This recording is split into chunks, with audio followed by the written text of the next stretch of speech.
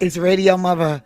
And today we're talking about 5 things so you can finally start that side hustle. But before we get started, make sure you like, subscribe, and share this video, especially with somebody you know that's been procrastinating. If you're new to my channel, then welcome. And if you're a regular here, then you already know how we get down. Marketing, media, motivation, money, men, and so much more matters of life, all right? That's what it's all about here. We stream, we vlog, we do everything under the sun to try to lead a happier, healthier life. I stream, I vlog, and connect with my community as you. And we call ourselves The Clique, okay? And what we do is share in a safe space everything that will help us have a better life in every way. Plus, we like to ask questions and be entertained. If you're anything like me, you know I'm a little bit all over the place sometimes, kind of like the gift and the curse of being a creative person. Well, at this big age and in the middle of my career, I decided to do a career shift, but it's not really new in some ways because it's things that I always wanted to do, things that were always on my mind, in my heart, a part of my dreams and goals. But I was procrastinating. Life was lifing. Or I made up every excuse in the world to not start yet. Or to not kind of get it all figured out so I can start. And so these are the 5 things that help me, and especially now today. And I hope that you find something in here that can help you too. And if you get started on your side hustle, make sure you leave it in the comment so we can support you. All right. Number 5. Section off your time. What do I mean by that? All right. So, like I said, if you're anything like me, I'm a mother. I work. I stream. I vlog. I create content. I cook. I clean. And a whole lot more because I also have kids whose lives I help hold together and other family members. And you're probably the same.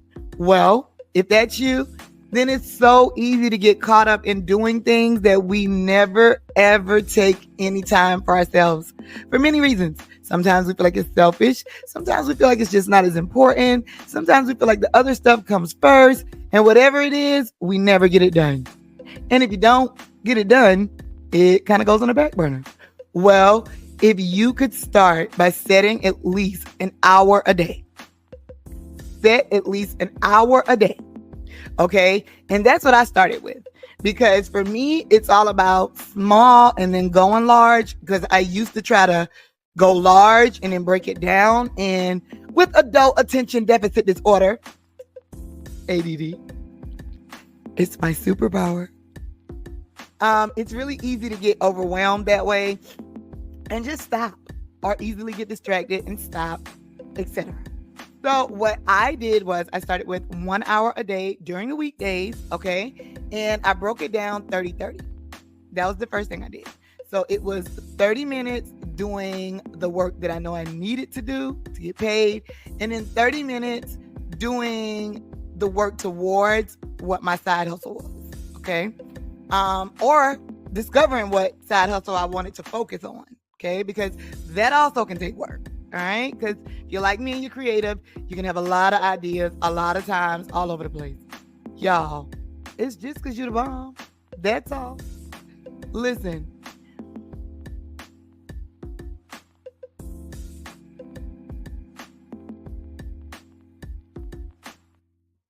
It's it's really easy to get distracted by social media, what I like to call going down the social media black hole.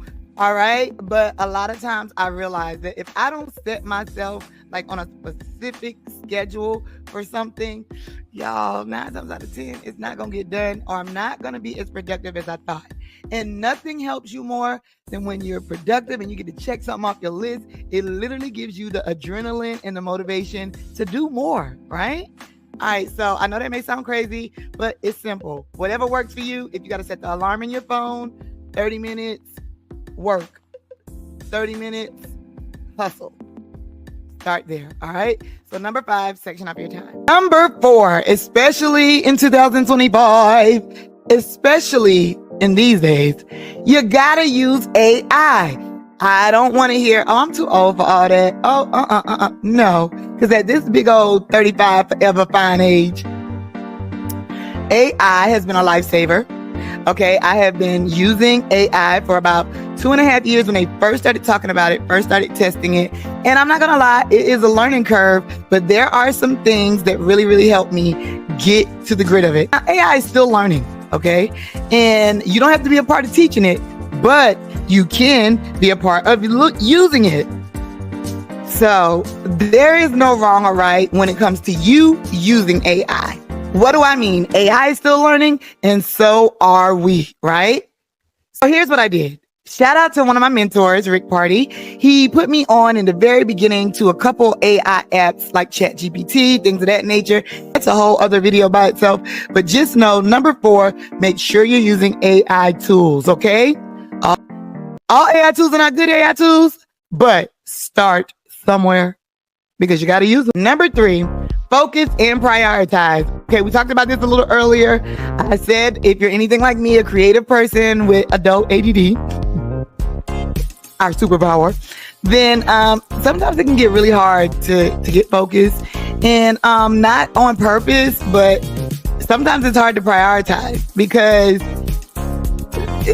according to what you're doing, everything can kind of seem like the same priority level, right? Whether you're working or in your personal life. And especially if you got kids, and especially if you got small kids like me. Well, here's the good news. The good news is, whatever it is for you that works, do that even if you just do it the night before, so that you have at least a guideline, or like what I like to call some breadcrumbs to follow the next morning. It doesn't have to be all the way fleshed out. It doesn't have to be complete. You don't have to know everything, but at least give yourself a skeleton, right? And some breadcrumbs. So you'll kind of know things you need to do within that day. So you'll at least have some goals and a roadmap, all right? So for me, I use my phone a lot because I'm on the go a lot, okay? But I'm not going to lie. Old school, writing it down, getting out of my head, looking at it, seeing it is when I am my most productive.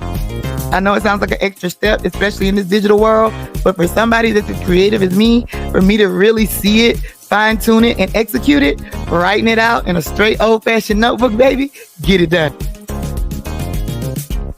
Number 2, start easy, y'all.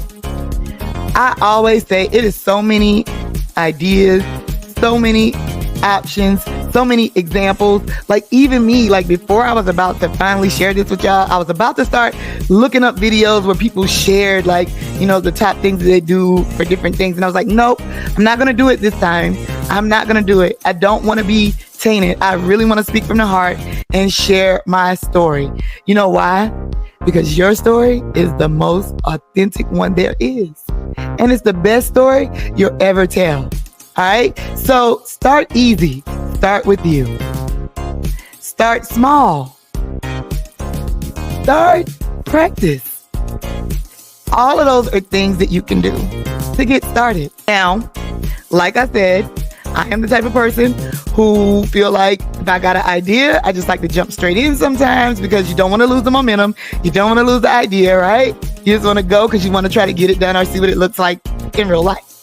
However, it can be overwhelming, especially if you get interrupted, got something else to do, something happens, you bump your toe on the footboard, anything, right? Well, what you could do is that I spoke at this conference in Orange County, California, maybe like 10 years ago. And it was a sales and marketing confidence conference. And there was something that I said to them that worked for me. And I felt like it sounded crazy in my head, right? But I felt like everybody wouldn't get it, but I felt like some people would. So here's what worked for me.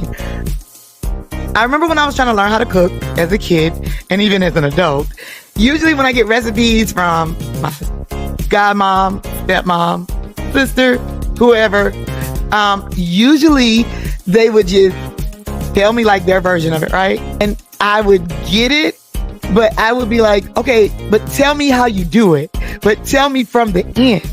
And they would always be like, what do you mean?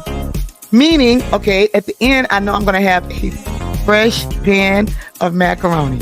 All right. So before I get the fresh pan of macaroni, what is it doing? It's in the oven on 350 or 375, right? Covered just above the noodles with milk, baking for however long. And before that, what is it doing? Before that, you cut the butter over it. You sprinkle the pepper over it. You put a little bit more milk. You do this. And so you do it all the way back to the very beginning to start with boiling your noodles. You do it all the way back to the very beginning start with the ingredients you buy to get started.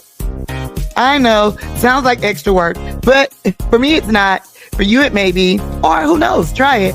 But start small, aka start in a way that doesn't overwhelm you and that you understand, even if nobody else does, because you got a better chance of finishing. And God knows my prayer is usually, God, please help me to finish everything I start.